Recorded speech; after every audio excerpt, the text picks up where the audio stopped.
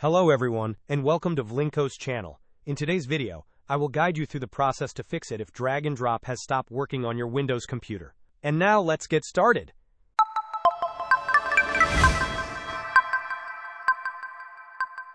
One common reason for drag and drop issues is related to the Windows clipboard history.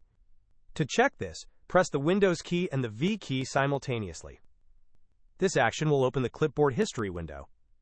If the clipboard history is currently turned off, you will see an option to turn it on. Click on that option, and then click on Clear All to remove any stored clipboard data. After doing this, try using the drag and drop functionality again. In many cases, this should resolve the problem. If the clipboard history adjustment does not fix the drag and drop feature, we can try restarting the Windows Explorer process. To do this, search for Task Manager in the Windows search bar and open it.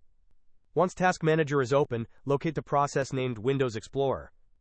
Right-click on the Windows Explorer process and select Restart from the context menu. This action will refresh the Windows Explorer, which often resolves various interface glitches, including drag and drop problems.